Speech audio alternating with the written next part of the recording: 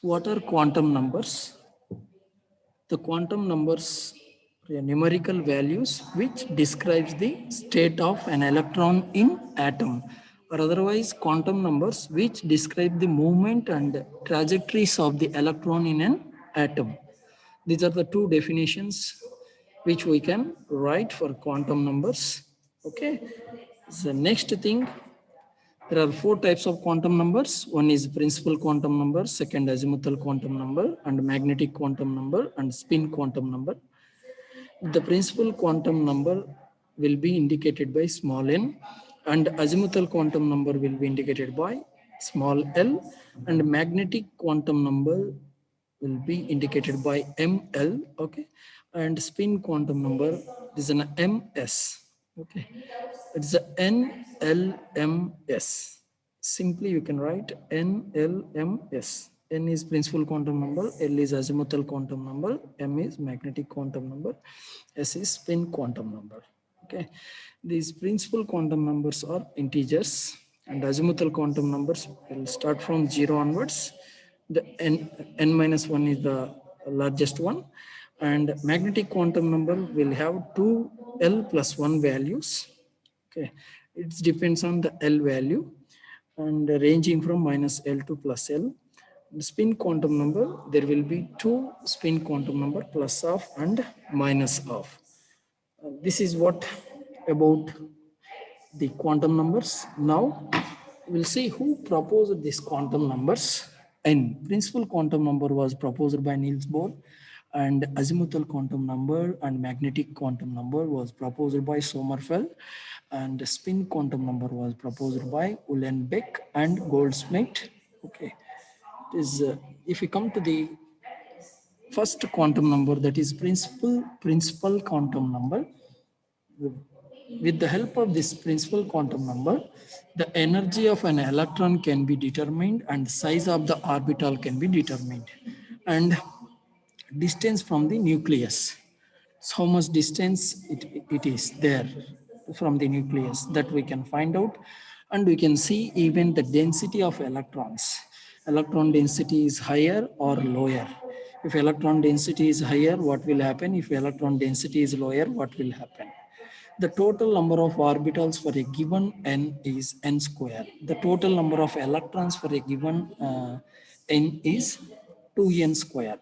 These are the significant points for principal quantum number. This, next quantum number is not next, one by one we will see within the principal quantum number. So before going to the principal quantum number explanation, we should know what is orbit and orbital.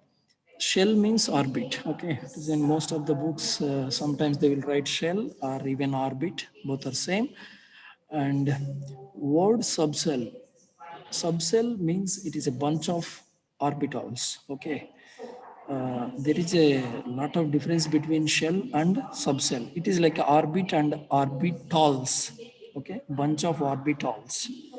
That is the major difference between shell and orbitals. And the energy of the electron in Bohr atom, Bohr's orbit of hydrogen atom, you see that hydrogen, helium, lithium. Hydrogen first orbit energy, and second orbit energy, third orbit energy, fourth orbit energy. If you see, it is decreasing in numerical values, but sign is there, negative sign is there. Now, if negative sign is there, means energy is increasing. That's what we would like to say from this. And if you come to the helium plus, first orbit radius, or this energy is 27.2 electron volts, and hydrogen is 13.6. It is because this energy is depending on, it is energies in this slide, just as we have written a formula for energy, minus 13.6 into z square by n square. Here z is equal to atomic number, n is equal to principal quantum number.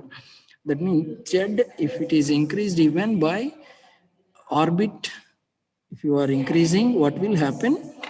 The energy is increasing, but the if you see the hydrogen and helium and lithium, the cation size or otherwise He plus Li plus 2, if any atom which is having same electrons but higher the charge, what will be the standard conformation? The size of the ion will be hydrogen, helium plus and lithium plus 2. You see this, all these all atoms are having single electron, but there is a number of protons are different. Hydrogen 1 proton, helium 2 protons, lithium 2 protons.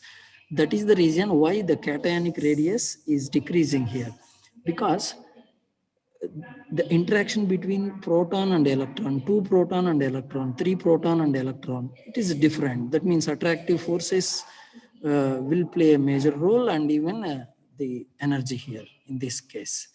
That is the reason. But if you see the ratio between first orbit, the energy ratio between first orbit, second orbit, and third orbit, and fourth orbit, 1:4:9:16. That is the standard thing. Even in our energy equation, we are getting E is equal to n square h square by 8m a square. That is what the thing we are. If you substitute the n is equal to 1, 2, 3, 4, we will get 1, 4, 9, 16. It is following the same trend, but the energy, you see that ratio is same, but the values are different. That is the new thing in this. And if you go to the number of electrons in each orbit, first, second, third, and fourth orbit, first you have to calculate the number of orbitals, n square, 1, 4, 9, 16. That's what the n square value. And if you want to find the electrons, just into 2 will give us the total number of electrons present in the orbit. First orbit 2 electrons, second orbit 8 electrons, third orbit 18 electrons, fourth orbit 32 electrons. Next, radius of the orbit. As we want to know the energy of the electron as well as the distance from the nucleus. These two things are very, very important in principal quantum number. That's what we have calculated the energy in this slide, number of electrons and radius from this slide. Just you see, hydrogen, helium, lithium plus 2, all are having single electron, protons are different. But the thing is, radius of the Bohr's orbit for mono electron atoms, this is n square h square by 4 pi square mz e square. So finally we'll get 0.529 angstroms into n square by z. Here n square is n is a principal quantum number, z is the atomic number. Just if you calculate the radius, you see that hydrogen first orbit radius is 0.529 angstroms. Helium plus first orbit radius is by 2. That means radius of the first orbit is decreasing, and second orbit 4 times in hydrogen. We are taking 0.529 as a standard term. With respect to the 0.529, how many times it was? Just you see, for hydrogen second orbit 4 times. For helium second orbit only 2 times. Third orbit 9 times. Here helium plus third orbit 4.5 times. That is the difference you see here. Is even if you are increasing the proton number, this is what happened to the radius. It was decreasing because, as we are discussing, protons, number of protons will play a major role. This is what an electrostatic interaction between proton and electron. That's what this radius values are decreasing with respect to orbits, first orbit, second orbit, and third orbit. Even for lithium also same thing, you see. Hydrogen is having 0.529, helium is having by 2, and lithium is having by 3. That is what, that means 3 times it is decreasing first orbit radius. That means it will be much closer. This electron will be very close to nucleus. That is the meaning. And there is a concept called binding energy. I think you know very well, even in plus 1, plus 2, you might have heard this binding energy concept. This binding energy will give the stability. That's what in that binding energy, this radius will play a major role. And size of the orbital versus principal quantum number, how it will. Principal quantum number increases, size of the orbital increases. You see this 1s, 2s, 3s. If you increase the principal quantum number, size of the orbital also increases. And stability of the orbital, if you decrease the principal quantum number, that is one orbit will have higher stability, second orbital will have, this is when compared to first 1s, 2s, next 3s. Similarly it will be keep on, it will going.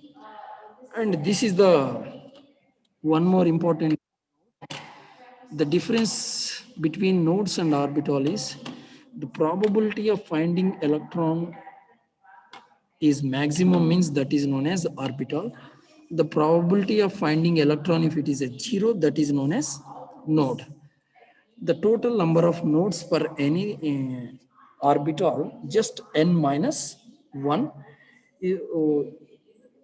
In this slide we have seen, we are seeing 4 orbitals, 1s, 2s, 3s and 4s. So why the intensity of this is actually in this color we are unable to show, but if you come to the electron density from 1s to 4s, 1s will have higher electron density, next 2s will have higher electron density, next 3s and 4s. That means electron density, if you are increasing the orbital or orbit number, electron density will be decreasing because you are increasing the radius, and the probability of finding electron will be maximum. But the thing is, you are increasing the size. That means density will be less. That you keep in mind. And this is the important factor which will explain the stability of atom and the node. You see that n minus 1 for 1s, no nodes. For 2s, one node. That is a white color thing, just white color circle we are. 3s white color circles, 2 white color circles. For 4s, 3 white color circles. That means if you are increasing the principal quantum number, radius is increasing. That's what. Here, whatever we are seeing the nodes here, all are radial nodes, because with respect to radius, we are observing the nodes. But in the case of P, it will be different. We will see in next slide. This is what the important point here, radial node.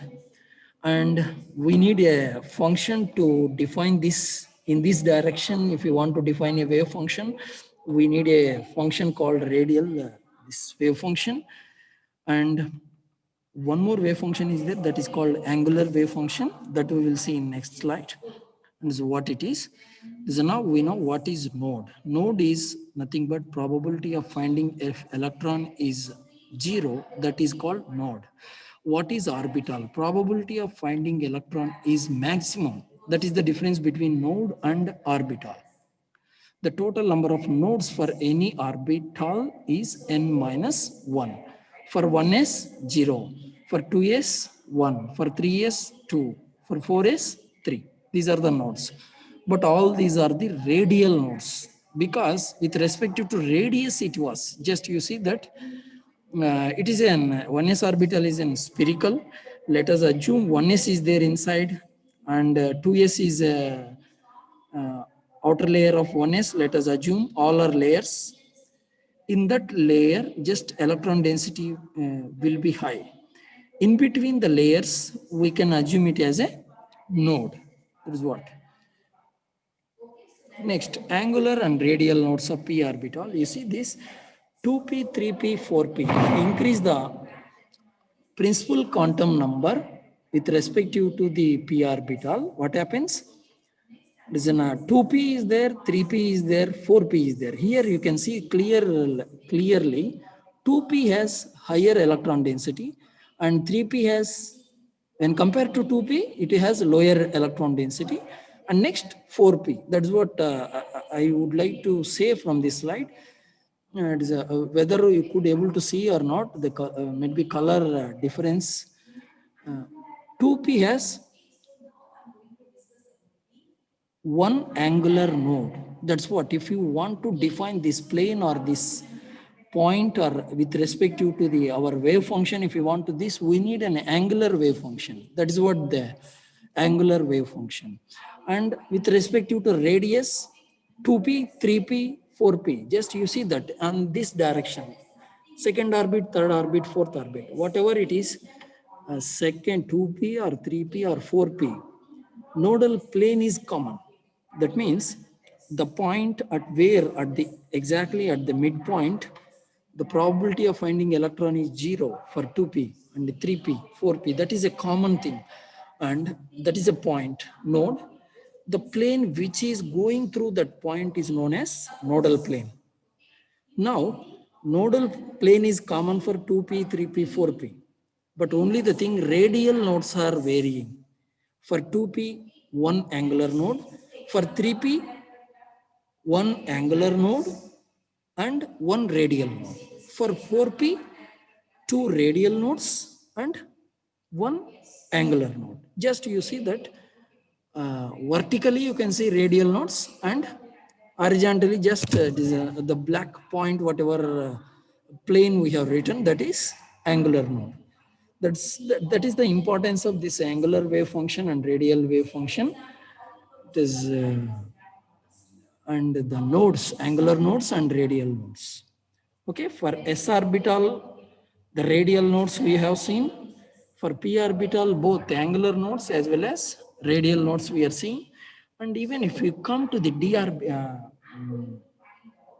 there's a d orbital is we are, but prior to that, just you see here, we are having 3 p orbitals, and how many nodal planes each p orbital is having? Each p orbital is having one nodal plane. That means if you are taking px orbital, the px electron density will be maximum. Through y and z, finding electron density will be minimum. That is what that plane, nodal plane, yz plane is the nodal plane. For py, through y-axis, the probability of finding electron will be maximum in y-axis. That's what it is, a py, and remaining xz plane is the nodal plane. And even for pz, through z-axis, electron density will be maximum, but xy plane, nil. This is what px, py, pz will say us. Okay, nodal plane, and since it is a 2p, there is no question of radial nodes, only angular node. 2p has only one angular node. That you keep in mind. And nodes in d orbital. Let us, you see in this slide clearly it was the intensity of the blue color is increased.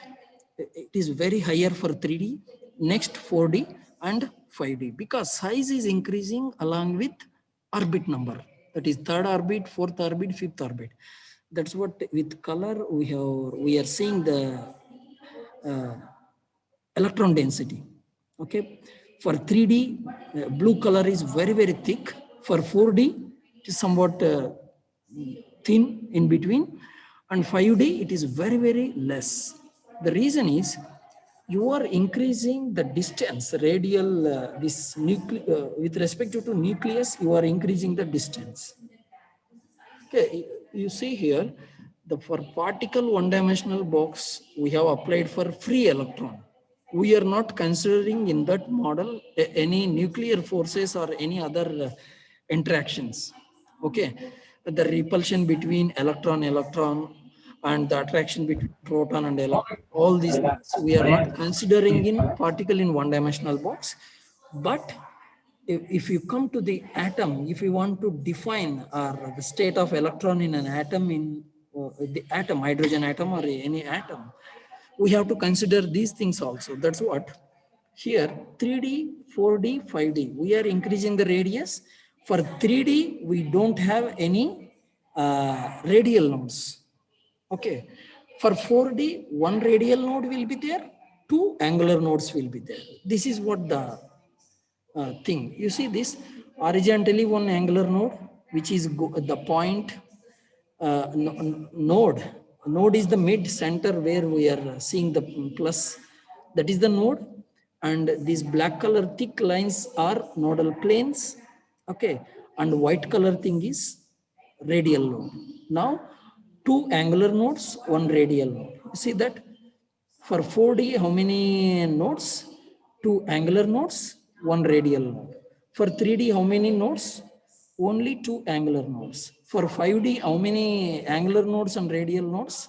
Just you see, same two angular nodes and two radial nodes. This is the thing how we can get the nodes and angular nodes and radial nodes. And this is the significance of principal quantum number. See that size of the orbital we are getting, distance from the nucleus we are getting, and even we can tell the energy of that by knowing the electron density. If electron density is high, what we can say?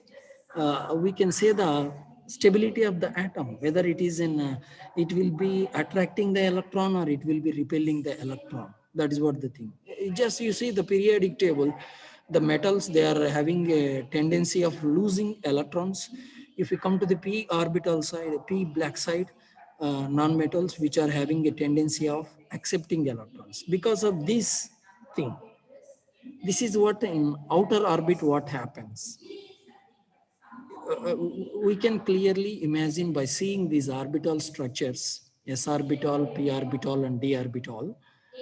So we can predict the stability of atom. You see, by electron density, by radius, and by the n number. These are the nodes for s orbital, p orbital, and d orbital. The same things we can see for d orbital, for all the d orbitals, dxy, dyz, dzx, all these are. You see that electron density is high in between the through the axis, electron density is very less. That means here we are having two angular nodes, here also two angular nodes, and here also two angular nodes. These three orbitals are same. And if you come to these two orbitals, you see that this electron density is maximum at the through axis, y-axis as well as x-axis, here z-axis. See that probability of finding electron in 3D x square, y square and 3D z square is through the axis is high. In between axes means these remaining orbitals will come. That's what d orbital. All these orbitals are degenerate. What is meant by degenerate or degeneracy? The any orbital, if it is having more than one or two orbitals, it should be degenerate by in presence of any magnetic field or electric field. Let us assume electrons are there in orbital and nucleus is having a charge and it is a rotating charge. Definitely this nucleus will generate a magnetic field. That means in presence of magnetic field, now orbitals, what will happen to these orbitals? Definitely this degeneracy will be because of this nucleus.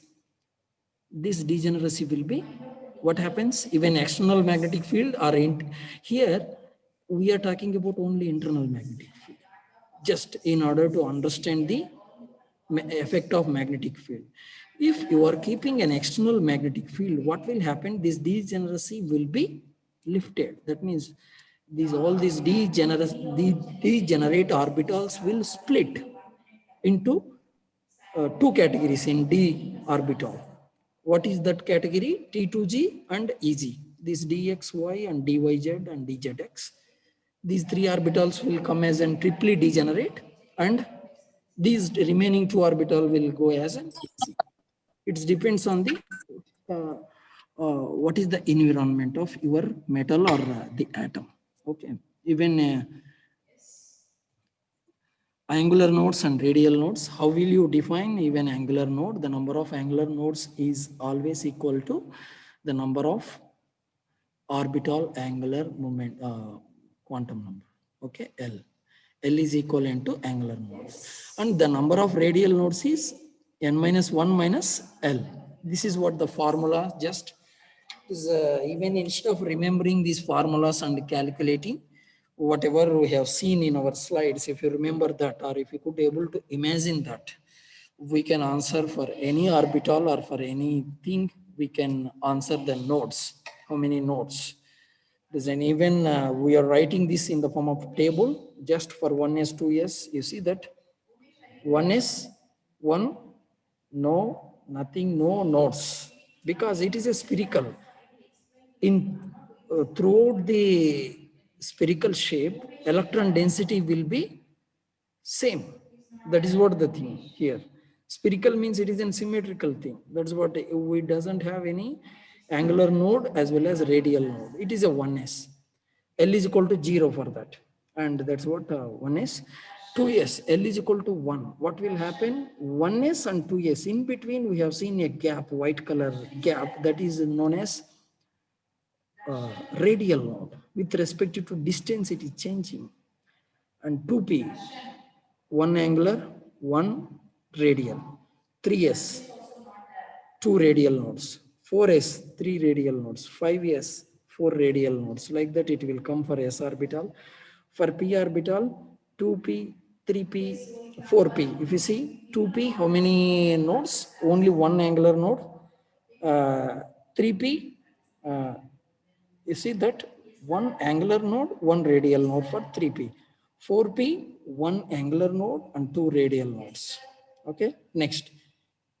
3D, 4D, if you are comparing, total nodes is 2 for 3D. For 4D, total nodes is 3.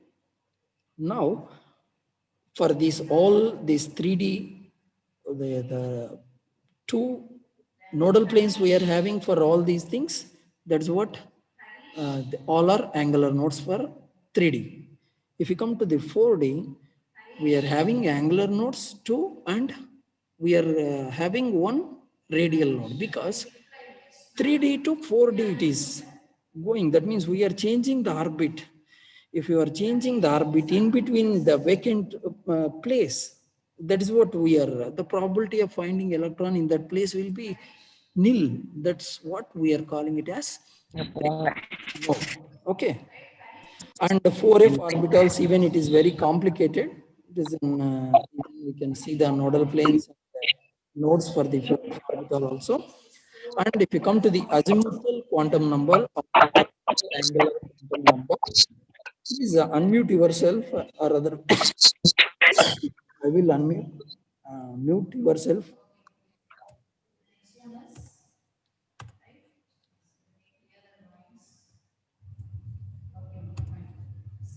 Okay, azimuthal quantum number, orbital quantum number, or secondary quantum number. Sometimes principal quantum number we are naming it as a principal, and this is a secondary quantum number.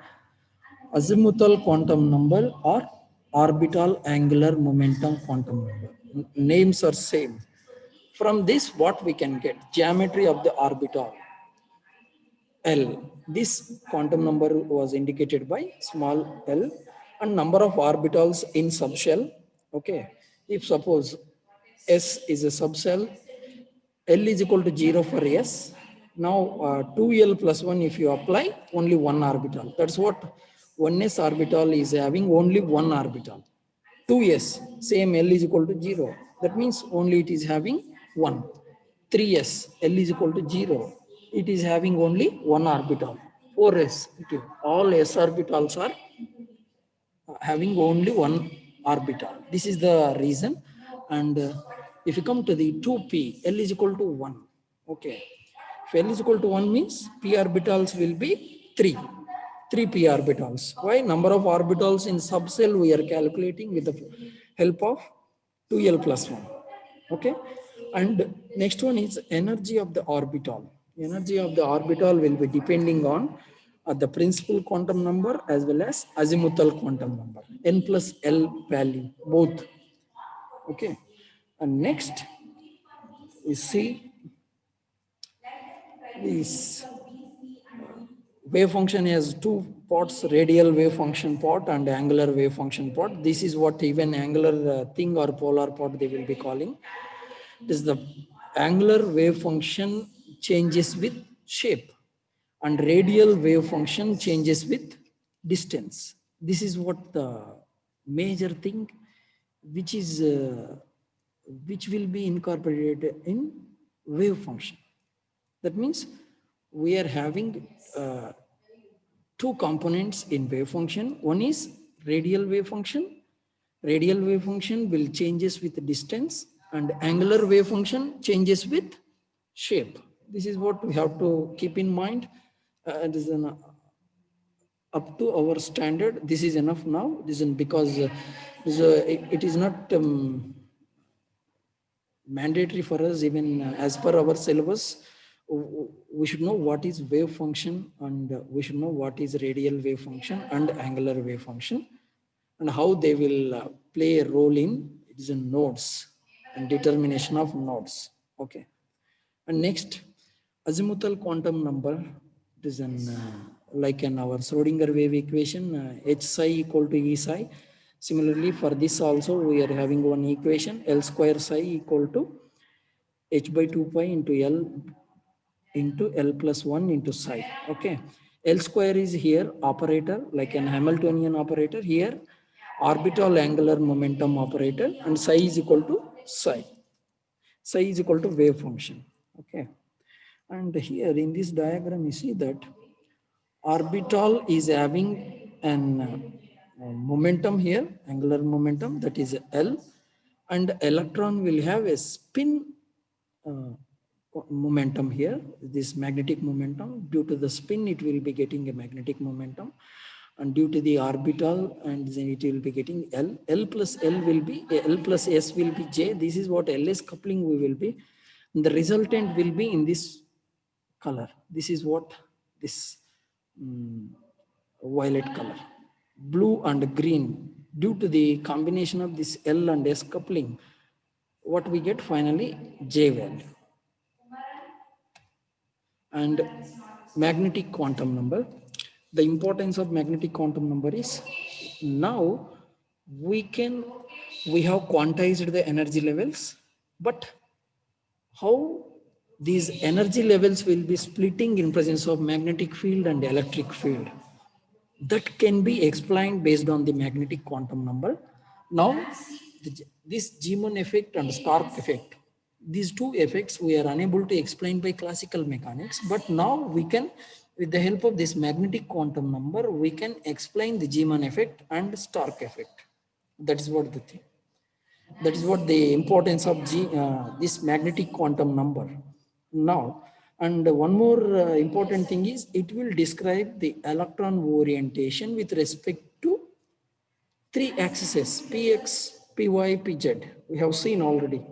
This is what a magnetic quantum number, and why this magnetic quantum number for s orbital is 0. Just you see, since in all the axes, three-dimensionally, it is a spherical and electron density is a symmetric, and that is the reason this magnetic quantum number for s orbital will be 0 always. Okay, for s orbital, it will be 0. If you come to the p orbital, here we are having three p orbitals, but magnetic quantum number will be, it depends on what axis it was and what is the shape it was and what is the name of the orbital. So now, you see px, py, pz, the electron density is shown in light black color. Okay. Now, let us, all these orbitals are having same energy. Let us, so now we are applying our magnetic field or electric field on this. What will happen? In this case, due to the orientation of this, orientation of the electron density as well as the shape of this, what will happen? There will be split in these energy levels if you are applying the external magnetic field. Let us assume one electron is an p electron is there in the orbital, px, py, pz. Now the electron is there in the pz. Okay, let us, if you are applying the magnetic field, the magnetic field will be having a direction, and the electron also has a spin quantum number. If suppose the spin quantum number, if it is aligning with magnetic field, what happens? This m will be is exactly, it will be 0. And even if it is in both are in, m will be 0. So, but in other cases, px, py, it will be different. Okay. That's what we are having 3 levels for p orbital: 0, -1, +1. Okay. This is what about p orbital magnetic quantum number. And d orbital, L is equal to 2, we know well. And the magnetic quantum numbers are 0, +1, -1, +2, -2. That's what we are having for d orbital. We are how many orbitals will be there in d subcell or d orbital? 2l plus 1. What is the L value here? 2. 2 into 2 plus 1, 5 orbitals. Totally for 5 orbitals, we have to define the magnetic, each orbital magnetic quantum number. That's what ML 0, that is the one quantum number, ML plus 1 minus 1. 3 quantum numbers over, and ML plus 2 minus 2. 5 quantum numbers. What are those 5 magnetic quantum numbers for 3D orbital? 0, plus 1, minus 2, and plus 2. These are the magnetic quantum numbers. And spin quantum number, it will tell us the spin orientation of the electron, and we can find out the multiplicity of the energy level, and even we can explain the fluorescence and phosphorescence properties. Then this third one is beyond this.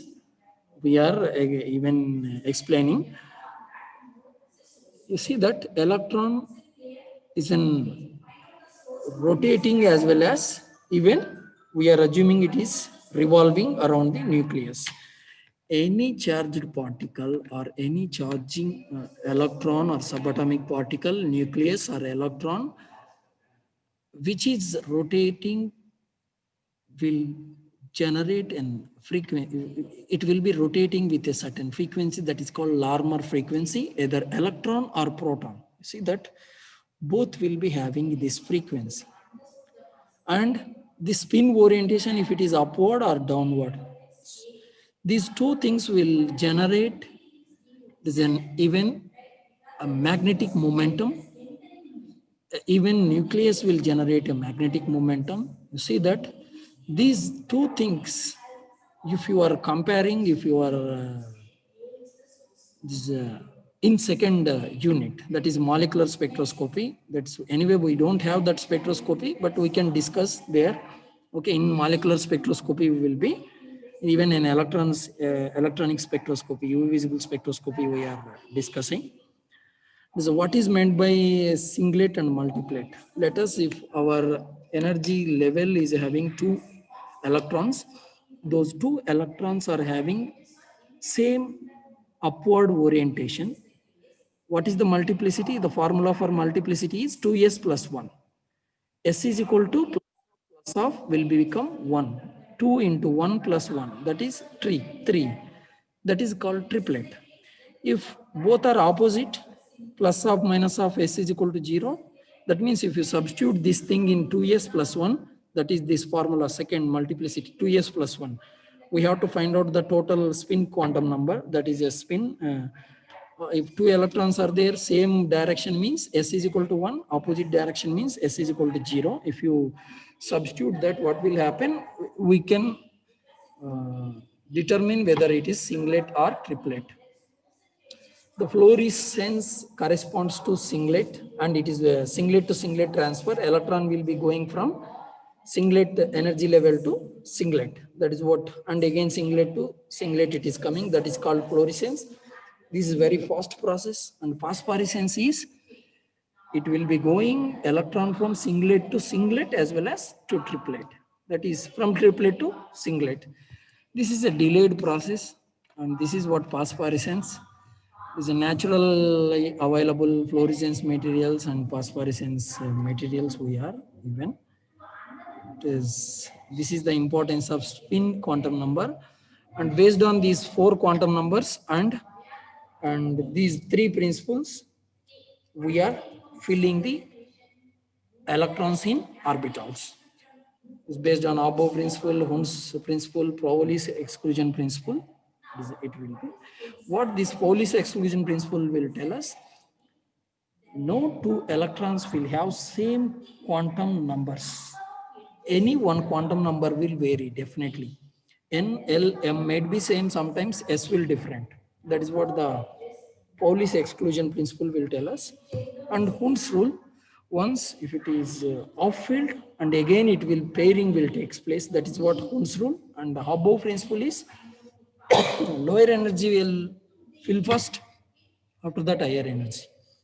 Even you might have seen and best example for this 4s and 3D. Electrons will enter in 4s, not in 3D, because n plus L value will decide the energy of the orbital. For 4s, what is the n plus L value? 4. Okay. For 3D, what is the n plus L value? 3. D value is 2. 3 plus 2, 5. That's what electron is entering in 4s, not in 3D. This is the explanation for why the electron is entering in 4s. A 3D orbital is having orbitals. Why electron is entering in 4s? 4s energy is lesser than 3D. That is the reason. Okay. Based on these 3 principles, electrons will be filled in orbitals.